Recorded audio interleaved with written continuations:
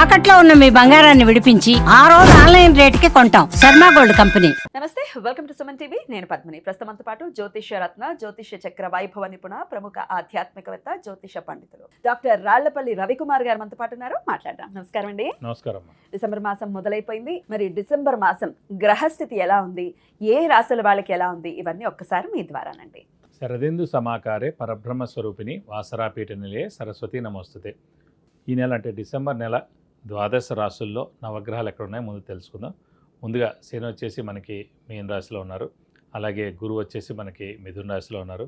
రాహు కుంభరాశిలో ఉన్నారు. అలాగే కేతు వచ్చేసి మనకి సింహరాశిలో ఉన్నారు. నెక్స్ట్ వచ్చేసి మనకి శుక్రుడు ధనుసు రాశిలోకి 20th డిసెంబర్ నుంచి వస్తున్నాడు. అలాగే మనకి కుజుడు వచ్చేసి 8th డిసెంబర్ 2025 నుంచి మనకి ధనస్సులోకి ప్రవేశిస్తున్నాడు. ఇక కుజుడు మటుకు స్వస్థానమైన వృశ్చికంలోనే ఉంటాడండి మ్యాక్సిమం 29th డిసెంబర్ దాకా. సో కుజుడు స్వస్థానంలో ఉన్నందుకు చాలా మటుకు మంచి ఫలితాలే వస్తాయి. ఎందుకంటే కొన్ని రాశులకి యోగకారకుడు కుజుడు అవుతారన్నమాట. సో ఉదాహరణకి కర్కటక రాశి కానీ, సింహరాశి కానీ, మీన రాశి కానీ కుజుడు యోగకారకుడు అండి. సో ఎప్పుడైతే యోగకారకుడు మనకి స్వస్థానం కానీ ఉచ్చస్థానంలో కానీ ఉంటాయో మనకి ఫైనాన్షియల్గా చాలా బాగుంటుంది. అదృష్టం మెయిన్ యోగకారకుడు, అదృష్టకారకుడు, లక్ ఫేవర్ చేసే గ్రహమైన కుజుడు స్వస్థానంలో అంటే మనకి అదృష్టం బాగుంటుంది. సో ఈ 3 రాశుల వాళ్ళకి అదృష్టం పరిపూర్ణంగా ఉంటుందని చెప్పుకోవాలి. రవి మటుకు వచ్చేసి మనకి ధనుసు రాశిలో ఉంటాడు. శుక్రుడు కూడా మనకి ధనుసు రాశిలో ఉంటాడని చెప్పుకోవచ్చు ఈ మాసం అంతా.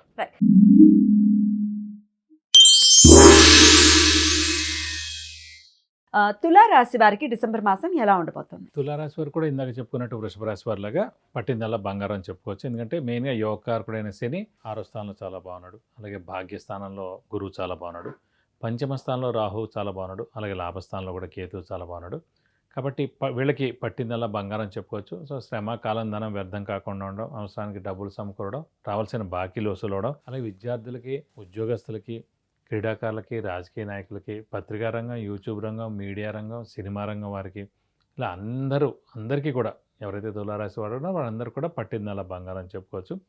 వ్యాపారస్తులకు మటుకు మెయిన్గా అంటే వాళ్ళకి బాగా కలిసి వస్తుంది. అంటే కొత్త వ్యాపారం వాళ్ళు స్టార్ట్ చేయొచ్చు, లేదంటే ఎక్స్పాన్షన్కి వెళ్ళచ్చు, అలాగే క్రెడిట్స్ కూడా ఇవ్వచ్చు. అలాగే అప్పులన్నీ కూడా తీరిపోతాయి. మామూలుగా ఎవరికన్నా సరే తులారాశి వరకు మ్యాక్సిమం అప్పులు ఏవైతే ఉన్నాయో అవన్నీ కూడా మెల్లిమెల్లిగా తీరిపోతూ ఉంటాయి. కొత్త అప్పులు అయితే చేయక్కర్లేదు. షూరిటీస్ పెట్టవచ్చును, స్పెక్యులేషన్స్ కలిసి వస్తాయి. శత్రువులు కూడా మిత్రులుగా మారుతారు. ఇంట్లో శుభకార్యాలు ఫిక్స్ అయ్యేందుకు అవకాశాలు ఎక్కువగా ఉన్నాయి. బంగారం కూడా కొంటారు. అలాగే ఒక వెహికల్ కానీ ఇవన్నీ కూడా అంటే కొత్త వస్తువు మటు ఖచ్చితంగా ఇంటికి వచ్చేందుకు అవకాశాలు ఎక్కువగా ఉన్నాయి. అద్భుతం అండి. భాగ్యస్థానంలో గురు సంచారం రీత్యా గృహయోగం వీరికి ఉంటుందా? ఖచ్చితంగా అండి. ఎందుకంటే 4th హౌస్ కానీ 9th హౌస్లో కానీ గురువు ఎప్పుడైతే ప్రవేశిస్తాడో ఖచ్చితంగా వాళ్ళకి గృహయోగం ఉంటుంది. సో స్థలం కానీ ఇల్లు కానీ ఖచ్చితంగా కొనేందుకు అవకాశం ఉంది. కొంచెం మీరు మానవ ప్రయత్నం చేయండి, ఖచ్చితంగా స్థలం కానీ ఇల్లు కానీ 100% కొంటారు. మరి ఇదే గురువు సంతాన ప్రాప్తిని కూడా కలిగిస్తారనుకోవచ్చు. అదనంగా సంతాన కారకుడే గురువు. అలాంటి సంతాన కారకుడైన గురువే భాగ్యస్థానంలో ఉన్నాడు కాబట్టి ఖచ్చితంగా మంచి భాగ్యవంతుడైన పిల్లల్ని కంటారు.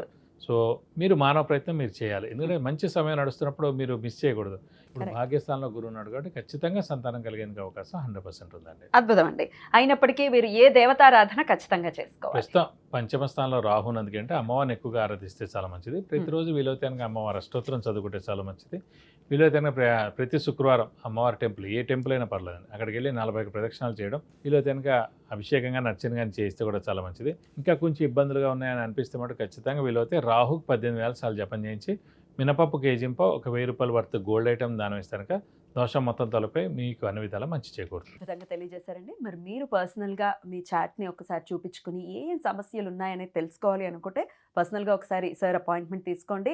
వివాహం, ఉద్యోగం, ఆరోగ్యం, ఐశ్వర్యం అన్ని రకాలవి కూడా చక్కటి పరిహార మార్గాలతో మీకు అందించి మంచి ఉన్నతమైనటువంటి భవిష్యత్తుకి దారి వేసేటటువంటి ప్రయత్నం ఖచ్చితంగా చేస్తారు. కాబట్టి పర్సనల్ అపాయింట్మెంట్ తీసుకోవచ్చు. కింద స్క్రోల్ అవుతున్న నంబర్స్కి కాల్ చేయండి. చాలా చక్కగా తెలియజేశారండి. మిగిలిన రాసులు నెక్స్ట్ వీడియోలో మాట్లాడుకుందాం. థ్యాంక్ యూ అండి. నమస్తే. నమస్కారం.